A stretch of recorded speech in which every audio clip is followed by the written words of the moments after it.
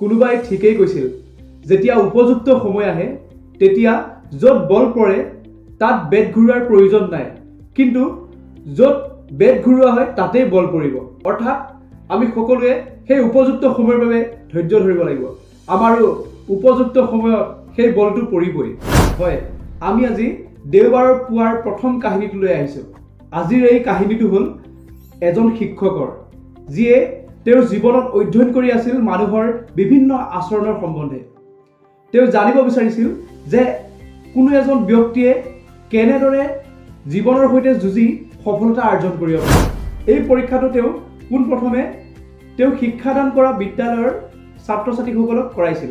তেওঁ প্ৰত্যেকজন ছাত্ৰ ছাত্ৰীৰ বাবে একোটাকৈ লোভনীয় টিফিন যোগাৰ কৰিছিল আৰু তেওঁ শ্ৰেণীকোঠাত গৈ আটাইকেইজন ছাত্ৰ ছাত্ৰীকে সেই টিফিনটো ভগাই দিলে আৰু তেওঁলোকক কৈছিল যে এই টিফিনটো 10 মিনিটৰ আগত যাতে কোনো নুখুলে। আৰু তেওঁলোকক সেই চৰ্তটো বান্ধি দি বাহিৰত আহি অপেক্ষা কৰিলে 10 মিনিটৰ বাবে। আৰু তেওঁ 10 মিনিট যেতিয়া শেষ হ'ল, 10 মিনিট শেষ হোৱাৰ পিছত তেওঁ শ্ৰেণীকোঠাত পুনৰ সোমাল। শ্ৰেণীকোঠাত সোমাই সুধিলে যে কোনে কোনে বৰ্তমান সময়লৈ টিফিন খোৱা নাই। তেতিয়া তাৰে 7জনে হাত দাঙিছে। অৰ্থাৎ বাকী আন যিকেইজন ছাত্ৰ আছিল তেওঁলোকে সকলোৱে 10 মিনিটৰ আগতে, কোনোবাই 4 মিনিটতে, কোনোবাই 2 মিনিটতে, কোনোবাই 5 মিনিটত, এই 10 মিনিট সমাপ্ত নহওঁতেই প্ৰায়বোৰ ছাত্ৰ ছাত্ৰীয়ে তেওঁলোকৰ টিফিনসমূহ গ্ৰহণ কৰিলেই, কিন্তু তাৰে বাকী 7জনে গ্ৰহণ কৰা নাছিল। আৰু যিকেইজনে গ্ৰহণ কৰা নাছিল তেওঁলোকৰ নামসমূহ শিক্ষকজনে নোট ডাউন কৰিলে আৰু তেওঁলোকৰ আটাইবোৰ এড্ৰেছ, তেওঁলোকে ক'ত থাকে, তেওঁলোকৰ ঠিকনা, যোগাযোগ নম্বৰ আটাইবোৰ তেওঁ এখন টোকা বহীত লিখি ল'লে আৰু টোকা বহীখনত লিখি তেওঁ গুচি আহিল শ্ৰেণীকোঠাটোৰ পৰা। তাৰপিছত তেওঁ সময়ৰ বাবে অপেক্ষা কৰিলে। বহু বছৰ পাৰ হ'ল। পাৰ হোৱাৰ পিছত তেওঁ আগৰ পুৰণি যিখন ডায়েৰী আছিল, যিখনত তেওঁ নোট ডাউন কৰিছিল সেই 7জন ছাত্ৰৰ নাম আৰু তেওঁলোকৰ ঠিকনাসমূহ তেওঁ উলিয়াই ল'লে আৰু উলিয়াই লৈ তেওঁলোকে বৰ্তমান সময়ত ক'ত আছে, বৰ্তমান সময়ত তেওঁলোকৰ জীৱনশৈলী কেনেধৰণৰ হৈছে, তেওঁলোকৰ জীৱিকা কি হৈ আছে তাৰ বিষয়ে তেওঁ অনুসন্ধান কৰিবলৈ আৰম্ভ কৰিলে। আৰু শেষত তেওঁ জানিব পাৰিলে যে কেইবাজনো ছাত্ৰই বৰ্তমান সময়ত তেওঁলোকে কোনোবাই ভাল পলিটিকেল ফিল্ডত আছে, কোনোবাই ভাল ডাঙৰ উদ্যোগপতি হ'ল, কোনোবা দুই এজন ভাল দামী দামী আৰ্টিষ্ট, আৰু তেওঁলোকে নিজৰ ভাল লগা নিজৰ জীৱনশৈলী ভাল নাম থকা কোনো ব্যক্তি হৈ গ'ল। আৰু তাৰপিছত তাৰ সমান্তৰালকৈ তেওঁ বাকী ছাত্ৰ ছাত্ৰীবোৰৰ ডাটাবোৰ বিদ্যালয়ত গৈ উলিয়াই ল'লে।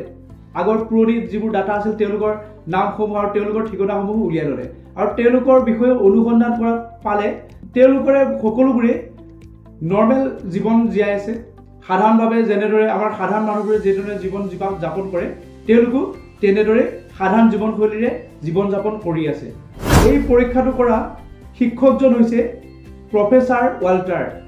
তেওঁ এই সৰু পৰীক্ষাটোৰ পৰা আমাৰ সকলোকে বুজাই থৈ গ'ল যে যিজন ব্যক্তিয়ে 10 মিনিট সময় ধৈৰ্য ধৰিব নোৱাৰে তেওঁ জীৱনত একোৱেই কৰিব নোৱাৰে। আৰু ইয়াকে পিছত আমাৰ মাছ মেলন থিয়ৰী বুলিও কোৱা হয়। আজি যিসকল ব্যক্তিৰ ভাল নাম আছে, ভাল সন্মান আছে, ভাল ডাঙৰ পদবী আছে, এই সকলোবোৰ ব্যক্তিৰ আঁৰৰ মূল গুণটোৱে হ'ল ধৈৰ্য। যিসকল ব্যক্তিৰ গাত এই ধৈৰ্য গুণটো আছে তেওঁলোকে জীৱনত কৃতকাৰ্যতা হ'বই, তেওঁলোকে জীৱনত ছাকচেছ হ'বই। আৰু যিসকলৰ তাত এই ধৈৰ্য গুণটো নাই তেওঁলোকে জীৱনত কেতিয়াও সেই শীৰ্ষস্থান দখল কৰিব নোৱাৰে বা তেওঁলোকে কেতিয়াও জীৱনত উইনাৰ হ'ব নোৱাৰে। ধৈৰ্য হৈছে এনেকুৱা এটা গুণ যিয়ে মানুহক ভিতৰি শক্তিশালী কৰি তোলে, যিয়ে মানুহক আহিবলগীয়া যিবোৰ পৰিস্থিতি, আহিবলগীয়া যিবোৰ সংঘাত তাৰ সৈতে সাহসেৰে যুঁজাৰ শক্তি প্ৰদান কৰে। ধৈৰ্য হৈছে এনেকুৱা এটা গুণ যিয়ে আমাৰ চিন্তা শক্তি আৰু উন্নত কৰি গঢ়ি তোলে। অৰ্থাৎ ধৈৰ্যই এজন মানুহক আটাইতকৈ শক্তিশালী আৰু সফল কৰি তোলাত সহায় কৰে। সেইবাবে আমি কেতিয়াও জীৱনত ধৈৰ্য হেৰুৱাব নালাগে। আজিৰ এই সৰু কাহিনীটো কেনে লাগিল মোক কমেণ্ট কৰি জনাবা। অহা দেওবাৰে পুনৰ এটি নতুন প্ৰেৰণামূলক কাহিনী তোমালোকৰ ওচৰলৈ মই লৈ আহিম। ধন্যবাদ।